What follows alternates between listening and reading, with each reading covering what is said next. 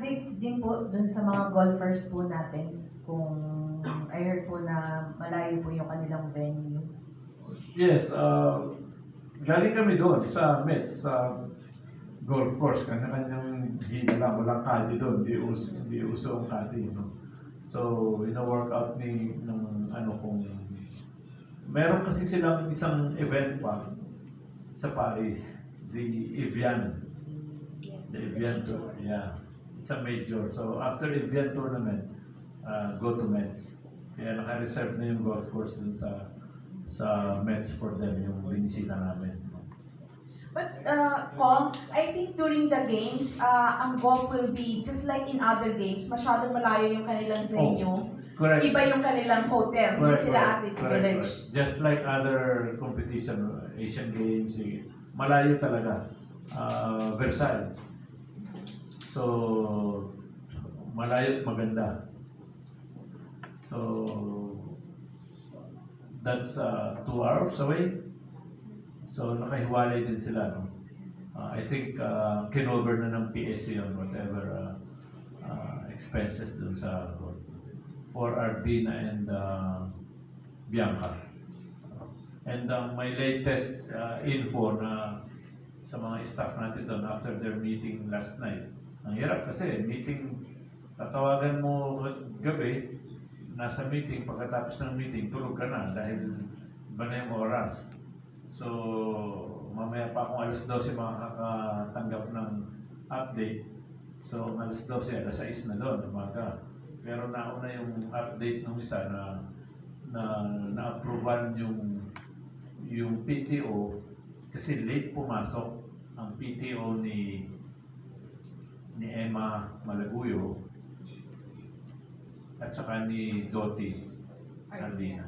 Kasi late sila pumasok, so walang nakaregister na personal coach. So with that, yung 2 PTO na-approval kahapon. So they will be having their turn. Baka hindi pa nga alam ni Emma saan ni Doti na-approve na. So I'm announcing the approval of the 2 personal coaches of the 2 athletes.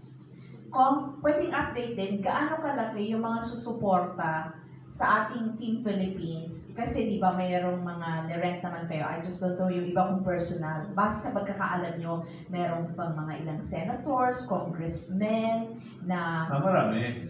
manonood ng games, bumili ng tickets sa Marami POC. bumili ng tickets.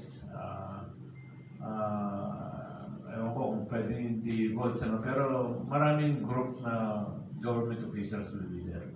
Tama ka, mga congressman, mga businessman. Of course, the sports committee, si Mike D, and then will be there, and my daughter as vice chair will be there. So hanggang doon lang pwede ko announce. Yung iba, hindi ko alam, hindi ko na muna ano yun. Kasi biso na pa sila. How about the opening ceremonies? Kompleto na ba ang bilang? Ilan ang sasama?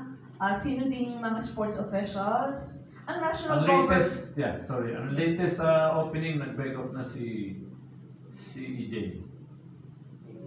So hindi man namin mapalitan kasi hindi naman bawal magpalit, no? Kung mapalitan man, kasya kaya yung barong ni EJ dun sa ipapalit.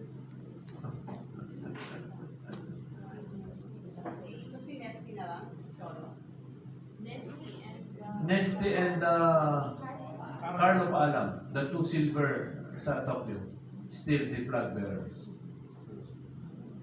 Kasama po kayo doon. Ano po ba yan?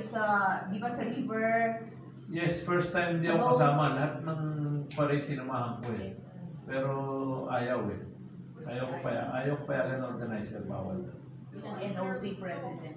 So doon kami sa box ng mga NOC president. So who will be in the float? Philippines? Oh, the CDL. And who else? Merong officials na nagpa-register last year pa. So like, Like Cynthia, boxing, and rowing. Pato? Yes. How many in the Ano float? namin yun eh, noong pa namin na-announce yun kung sinong may gusto dahil limited nga, tapos tinapisan. So yung mga humahabol, wala na kayong magawa. It's a past deadline na eh. We're in first world. Hindi naman yan na pwede nating barasuhin yung mga Vietnam, Cambodia, Thailand. Di ba? Mabigat to. So how many Filipinos will be in the float? 20. 20. 20. Before 25 eh, binawasan. So athletes, government officials. No, there's no government officials. Athletes and official lang, tsaka mga dalawang coach sa atin. So 20. So 20, boxing, and then rowing, and then gymnastics. Gymnastics, No athletes. no athletes kasi may laban na kinabukasan. Official. 27 may laban na sila.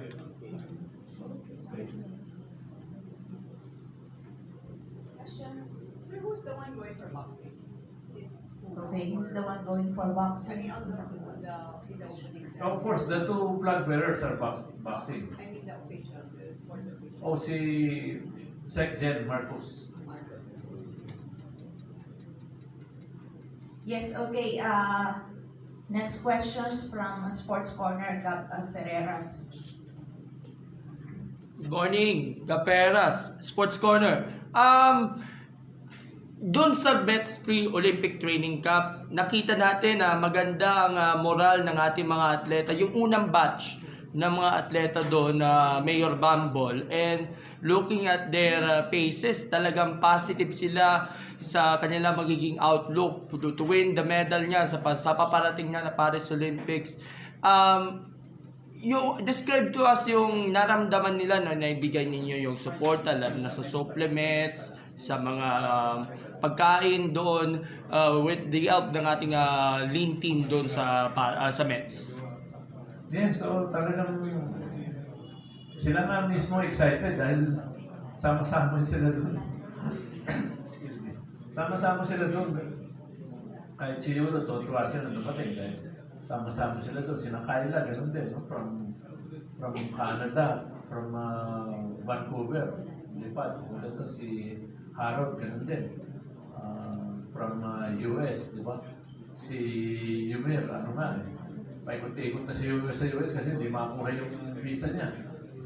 Hanggang sa natulog na siya ng Washington DC na para lang makuha dahil doon lang nag-i-issue ng one day, one sticker entry. Kasi makapasok ka lang okay na dahil nasa yun na yung pagdating doon, yung ano mo, yung PVC, yung ID, that will be your visa. So kung wala kang visa, yun lang munang, limitado lang yung mga embassy nagbibigay ng one day. So lahat sila tuwang-tuwa, lahat sila masaya, lahat sila hindi nakalain na mabubuo ng gano'n. Diba? Tapos pwede palang buuin na gano'n, na magkita-kita kayo. Kasi sa Athletes Village, hindi bihira na magkita yan. Sa Mesron na lang magkikita yan. Kanya-kanyang takbo na yan sa mga practice game. Pagkatapos nun, batsi ka na after your game. 2 days after, batsi ka na. Diba? Hindi ka rin makakapanood sa game. Unless you're sa gymnastics, hindi ka pwede makapanood sa boxing using your ID. Kailangan bumili ka ng ticket. Yung boxer, makakapasok sa boxing. Yung gymnastics, makakapasok sa gymnastics. Pero yung crossover, hindi pwede. Ibig sabihin, ako boxer, manood ako ng basketball. Hindi na puno lahat yung venue ng Mayor, even though yung karamihan sa mga athletes ay nandun sa Mets, meron ding iba na either nagde-training, nagdo-cost training dahil may iniinda niyang injury. For example, si Kiyomi Watanabe, nandun sa Japan. Si John Cabang, nasa Spain. Si Lauren Hoffman, nasa US. Alam ko, nagpapagaling sa kanyang injury. Pero, minomonitor niyo rin ba yung mga development sa mga iba pang mga athletes outside sa Mets at sa Germany? Yes, nire-report sa atin ng NSA yun. Kasi tinatanong natin, aabot ko pa sila sa Mets? Makakarating mo ba? Hindi na, medyo critical na yung nangyari. Like AJ, minomonitor natin kung darating. So nung nabali yung poll niya, remember, nabali? So nabawasan siya ng 2 days sa training. So sabi ng coach niya, pagtatakbo pa kami ng Mets, another 2 days na mauubos, malapit na yung Diamond League. So in-accept pinas na namin siya. So ganun din yung iba. No? Pero si Hoffman darating yun doon, saka si nasa Space Cup. Okay. Okay. Even though may mga ilang mga aspirants na hindi pinalad, for example, ang basketball, alam mo naman natin, naka-semifinals lang inabot ng ating Gilas.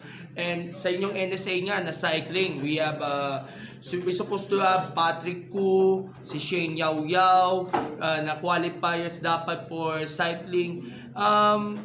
Masakit ba na of course kahit pa paano hindi naman pinalad, pero at least naabot naman niya target na at least makatuntong na almost 25. Talagang masakit talaga sa cycling. Talagang masakit po, lalo na sa cycling. Kasi sa cycling, ang akala namin, 3 kukunin sa Asia. Di ba? So 1, 2, 3. Ang kinuha lang 1, 2. So China, Japan lang ang kinuha. Kung kinuha yung 1, 2, 3, tayo na yung 3. Tayo na 3. Aside from that, kaya nadoble ng sakit, inimbitahan pa tayo sa BMX si Patrick Koo. Doon sa, anong tawag doon? Test event? Test event. So hindi porket inimbitahan sa test event kasama qualified ka na. Pero nakakadagdag ng pag-iisip, kasama ka na sa test event. So mag-iisip ka, siguro kasali na tayo. Inimbitahan ka sa test event, di ba? Pati MTV, in-invite, Correct. diba, sina Correct. Shane Yao Yao. Okay, Aba Cordero, Philippine Star.